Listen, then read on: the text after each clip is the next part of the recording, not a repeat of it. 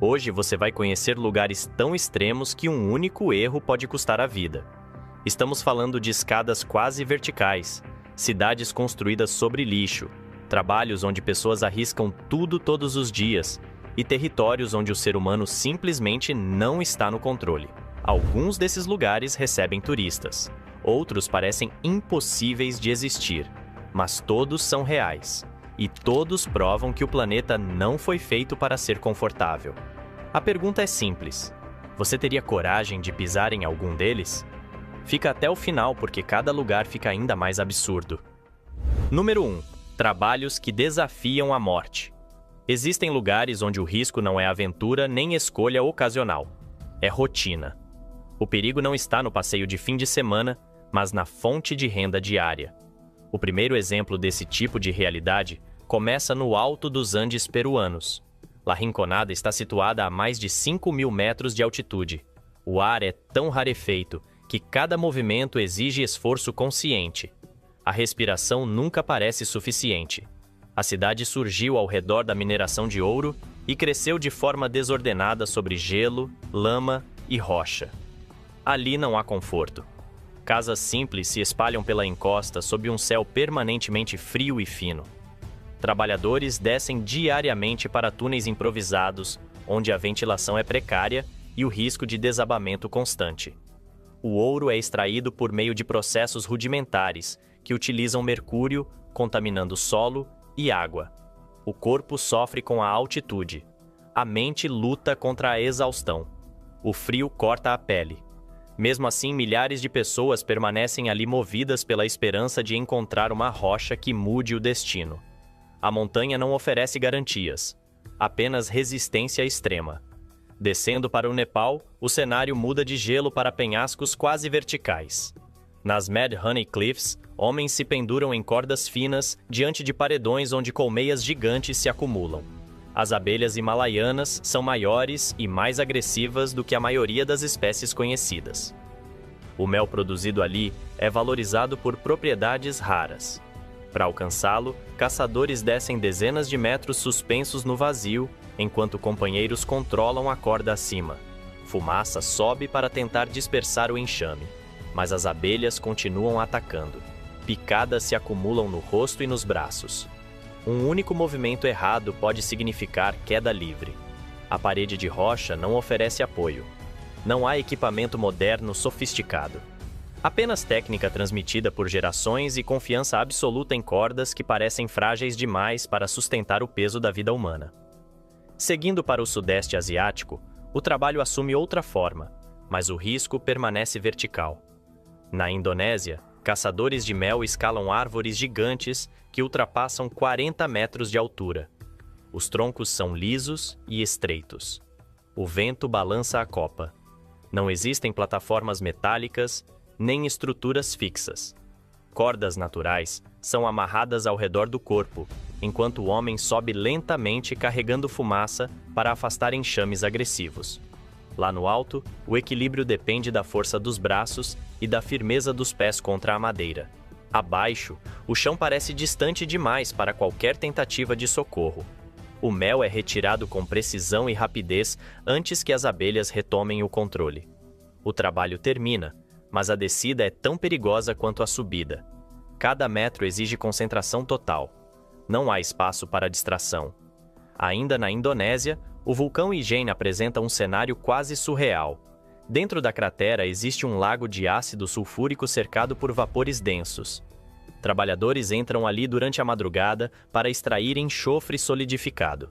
Blocos amarelos são quebrados manualmente e colocados em cestos improvisados. O peso pode ultrapassar dezenas de quilos apoiados sobre os ombros. A subida até o topo da cratera acontece sob gases tóxicos que queimam os pulmões e irritam os olhos. Máscaras simples tentam filtrar o ar, mas não eliminam o impacto constante. A exposição diária corrói dentes, compromete a respiração e reduz a expectativa de vida. O cenário é belo sob a luz azul da madrugada, mas a beleza esconde uma química hostil, que não foi feita para o corpo humano. Número 2. Altura e erro humano. Existem lugares onde o perigo não depende da força da natureza, mas da precisão de cada passo. ambientes em que a gravidade é constante e o erro não permite correção. O primeiro exemplo desse tipo de cenário começa nos Alpes austríacos. A Sky Ladder se projeta sobre o vazio como uma linha metálica suspensa entre rochas e céu. Vista de longe, parece apenas uma estrutura turística moderna, instalada em meio a um cenário montanhoso. Mas quando alguém pisa ali, a percepção muda. A escada e a ponte de metal avançam a centenas de metros acima do solo. O vento atravessa livremente a estrutura. O piso vazado permite ver diretamente o abismo sob os pés. Cada movimento produz vibração. O corpo sente a altura antes mesmo que a mente processe o risco. Não é necessário correr perigo extremo para que algo aconteça. Basta um desequilíbrio, um tropeço, uma distração ao tirar uma foto. A paisagem é ampla, majestosa, quase serena. Mas a gravidade não compartilha da mesma tranquilidade. Ela está ali, silenciosa, aguardando qualquer falha de cálculo. Saindo da Europa e cruzando o Pacífico, o cenário muda para uma crista verde no Havaí. As Haiku Stairs sobem pela encosta íngreme como uma cicatriz metálica desenhada sobre a montanha. São milhares de degraus que acompanham a linha do relevo até desaparecerem nas nuvens. A subida exige fôlego, equilíbrio e atenção constante. O corrimão ajuda, mas não elimina o risco. A um lado, encosta quase vertical. Do outro, queda livre. A umidade torna os degraus escorregadios. O vento aumenta à medida que a altitude cresce. A sensação de conquista acompanha cada avanço, mas também a consciência de que a descida pode ser ainda mais perigosa. Não é apenas a altura que desafia. É o desgaste físico acumulado passo após passo. Quando as pernas tremem e a concentração diminui, o erro se aproxima. Agora, o cenário se torna mais hostil. No Nepal, a cascata de gelo do Khumbu se estende como um campo de blocos gigantescos e instáveis na rota de subida ao Everest. Não é uma trilha fixa. É um labirinto vivo de gelo que se move, estala e se transforma diariamente. Fendas profundas se abrem sem aviso. Torres de gelo podem colapsar sob variações mínimas de temperatura. Escadas de alumínio são posicionadas sobre rachaduras que parecem não ter fundo. Alpinistas atravessam essas passagens em silêncio, sabendo que o tempo ali é limitado. O risco não está apenas na queda, mas na instabilidade constante do terreno. Não existe garantia de que o caminho usado ontem continuará seguro hoje. O ambiente se reorganiza sem considerar a presença humana. Cada travessia é um acordo temporário com uma estrutura que pode ruir a qualquer momento. Seguindo para o Paquistão, o acampamento base do K2 apresenta outro tipo de ameaça associada à altura. Diferente do Everest, o K2 é mais abrupto, mais técnico, mais imprevisível. O acampamento não é um local de conforto. Está cercado por geleiras fraturadas, avalanches recorrentes e paredes de rocha que dominam o horizonte. Mesmo antes da escalada final, o ambiente já exige resistência mental e física. O frio é intenso. O vento circula entre as montanhas como se procurasse qualquer ponto vulnerável. A altitude reduz a capacidade de reação. Pequenos erros de logística ou julgamento podem se transformar em situações irreversíveis.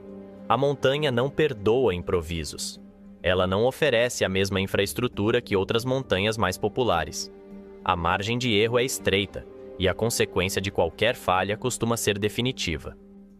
Número 3. Lugares onde a morte faz parte do cenário.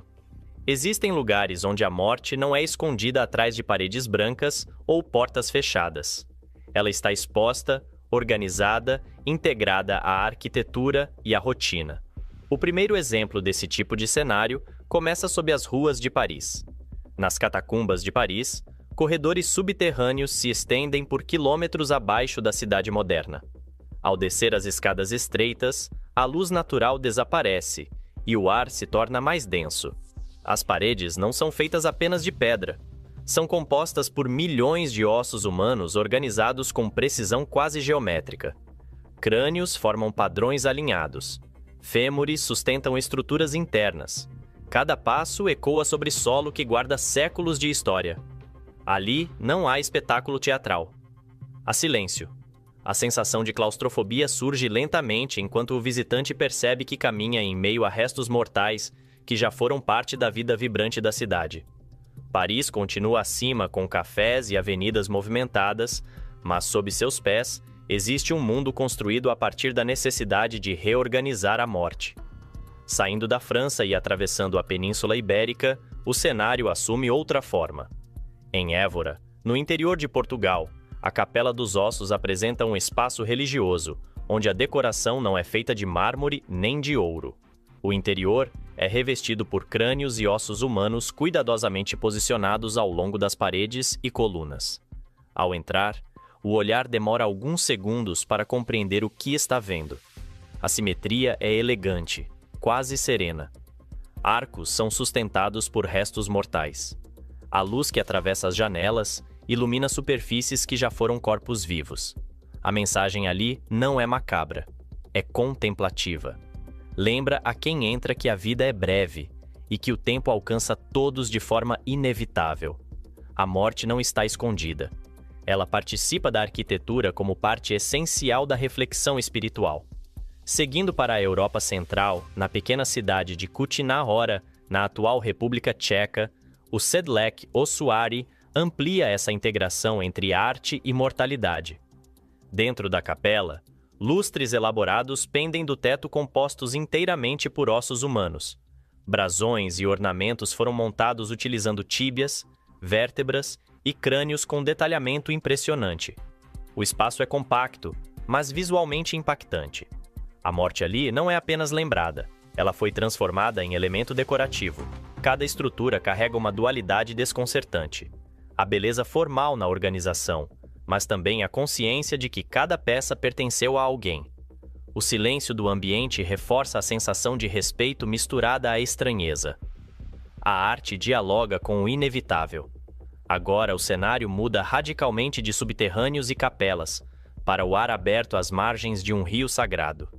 Em Varanasi, na Índia, a morte faz parte da paisagem diária. À beira do Ganges, piras de cremação ardem continuamente. Corpos são trazidos por familiares, envolvidos em tecidos coloridos e colocados sobre pilhas de madeira. O fogo consome lentamente enquanto rituais são entoados. O cheiro de fumaça mistura-se ao som de orações e ao movimento constante da cidade ao redor. Barcos passam pelo rio. Peregrinos realizam banhos sagrados poucos metros adiante. Não há tentativa de esconder o processo. Ele acontece à vista de todos, integrado à espiritualidade local. Para muitos ali, a cremação às margens do Ganges representa libertação e passagem. A morte não é interrupção abrupta, é continuidade de um ciclo. Número 4. Predadores e risco biológico. Existem lugares onde o ser humano não ocupa o topo da cadeia alimentar. Ambientes em que a paisagem parece aberta e silenciosa, mas cada movimento é observado. O primeiro exemplo desse tipo de território começa em uma ilha da Indonésia. Na ilha de Komodo, o calor se espalha sobre colinas secas e vegetação rasteira. À distância, o cenário parece quase inofensivo, mas ali vive o maior lagarto do planeta. O dragão de Komodo não é apenas grande, ele é paciente. Move-se com lentidão calculada, mas pode acelerar de forma inesperada quando decide atacar. Sua mordida não depende apenas da força. A saliva carrega bactérias e toxinas que enfraquecem a presa gradualmente. O animal pode seguir o alvo por horas, aguardando o momento em que o corpo cede. Visitantes caminham acompanhados por guias armados com bastões, atentos a qualquer aproximação. Não se trata de zoológico. É território selvagem, onde o predador tem prioridade. Um passo descuidado pode aproximar demais o visitante de um animal que não reconhece limites humanos. Saindo da terra firme e avançando para a costa da África do Sul, o risco assume outra forma. Em Gansbaai, as águas frias do Atlântico escondem uma das maiores concentrações de tubarões brancos do mundo. A superfície do mar pode parecer tranquila sob a luz do sol. Barcos levam turistas para mergulhos protegidos por gaiolas metálicas. O coração acelera quando uma sombra se aproxima. O tubarão surge de baixo, silencioso, com precisão impressionante. Não há aviso sonoro nem agitação prévia. O ataque, quando ocorre, é direto. Fora da proteção da gaiola, o oceano não oferece defesa. A linha entre curiosidade e vulnerabilidade é fina. Ali o ser humano depende completamente da estrutura que o separa do predador. Agora o cenário se desloca para o delta formado pelos rios da Índia e de Bangladesh. Nos Sundarbans, a floresta de mangue cria um labirinto de água, raízes e lama. O solo não é firme. A vegetação densa reduz a visibilidade. Nesse ambiente vive o tigre de Bengala, adaptado à vida aquática. Diferente de outras regiões, esses tigres nadam com facilidade e já foram responsáveis por ataques a pescadores e moradores locais. O silêncio ali é enganoso. O predador não precisa correr por longas planícies. Ele surge entre raízes ou a partir da água turva. Pessoas que entram na floresta para coletar madeira ou pescar sabem que não estão sozinhas. O mangue protege e esconde ao mesmo tempo. A natureza oferece sustento, mas cobra atenção constante. Voltando à África do Sul, o Parque Nacional de Kruger representa outro tipo de encontro com predadores. Diferente de uma ilha isolada ou de um manguezal fechado, aqui a experiência é organizada para visitantes. Estradas pavimentadas cortam savanas amplas. Veículos circulam lentamente observando elefantes, leões, búfalos e rinocerontes. A sensação de controle é reforçada pelo carro que separa o turista do animal. Mas esse limite é frágil. Há registros reais de ataques quando visitantes descem do veículo ou se aproximam demais para fotografar. Um leão não interpreta a curiosidade como admiração. Um elefante em estado de alerta pode reagir de forma explosiva. O parque é seguro enquanto as regras são respeitadas. O problema surge quando o excesso de confiança reduz a percepção de risco. Número 5. Infernos urbanos. Nem todo cenário extremo nasce da natureza. Alguns crescem com concreto, plástico, fumaça e milhões de pessoas tentando sobreviver no mesmo espaço. O primeiro exemplo desse tipo de ambiente urbano começa no Egito. Em uma encosta próxima ao Cairo, Manshiat Nasser se espalha entre prédios simples e ruas estreitas quase sempre ocupadas por montanhas de resíduos. Caminhões chegam carregados com o lixo da capital egípcia e descarregam sacos que rapidamente se acumulam nas fachadas, nas varandas e até sobre os telhados. O chão, muitas vezes, desaparece sob camadas de plástico e papel, mas ali não existe abandono completo. Existe sistema. Famílias inteiras trabalham separando materiais recicláveis com uma eficiência surpreendente. O lixo é triado, lavado, reaproveitado e vendido. O bairro vive do que a cidade descarta. Crianças crescem aprendendo a identificar tipos de plástico antes mesmo de conhecer mapas ou fronteiras. O ar é pesado, o espaço é comprimido, mas a rotina, organização e identidade. O que para muitos seria apenas colapso, se transforma em economia paralela construída sobre aquilo que sobra. Saindo do norte da África e descendo para a costa oeste do continente, em Gana, o cenário assume outro tom. Em Accra, no bairro de Agbogblosh, o lixo não é doméstico. É eletrônico. Placas de computador, televisores quebrados, cabos e carcaças metálicas se acumulam formando um cemitério tecnológico a céu aberto. Homens queimam fios para extrair cobre, enquanto colunas de fumaça escura sobem constantemente. O solo fica impregnado por metais pesados. O rio próximo carrega resíduos invisíveis que se misturam à água. À distância, o cenário parece industrial. De perto, revela trabalho manual intenso sob exposição tóxica diária. O brilho das placas coloridas contrasta com o céu acinzentado. É o lado final da cadeia de consumo global. Aquilo que já foi símbolo de modernidade termina ali, desmontado à força. Agora o cenário muda de lixo visível para algo que não pode ser tocado. Em Nova Delhi, a capital da Índia, o problema não se acumula no chão. Ele se espalha no ar. Durante determinados períodos do ano, uma névoa densa cobre a cidade. O sol aparece difuso, tingido de laranja, quase apagado. A poluição mistura emissões industriais, tráfego intenso e queima agrícola em regiões próximas. Respirar torna-se esforço consciente. Máscaras passam a fazer parte do cotidiano. Escolas fecham em dias críticos. O perigo não é imediato, como uma queda ou um ataque. É acumulativo. Partículas microscópicas entram nos pulmões e permanecem ali. A cidade continua funcionando, mas sob um céu que lembra constantemente que o ar deixou de ser invisível. Seguindo para o leste, em Bangladesh, Dhaka apresenta outro tipo de pressão urbana.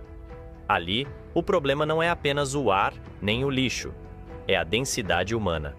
Ruas estreitas são tomadas por rickshaws, ônibus, pedestres e vendedores ambulantes. Prédios sobem próximos uns dos outros, disputando espaço com fiações expostas e varandas improvisadas. Milhões de pessoas compartilham uma área limitada. O movimento nunca parece cessar. O som é constante. O calor se acumula entre concreto e corpos. A infraestrutura luta para acompanhar o crescimento populacional acelerado. Enchentes periódicas agravam a situação, comprimindo ainda mais quem já vive em áreas vulneráveis. A cidade pulsa intensamente, mas sob tensão permanente. A verdade é que o planeta não foi feito para ser confortável. Em alguns lugares, ele testa o corpo. Em outros, ele testa a mente. Há alturas que não perdoam erro. Trabalhos que desafiam a morte todos os dias. Cidades onde respirar já é um esforço e territórios onde o ser humano não está no topo da cadeia. Esses cenários não são ficção. Eles existem agora, com pessoas vivendo, trabalhando e sobrevivendo ali. A grande pergunta é simples. Você teria coragem de encarar algum desses lugares sozinho? Se esse vídeo te surpreendeu, deixa o like, se inscreve no canal e comenta qual desses lugares você nunca pisaria. Nos vemos no próximo extremo.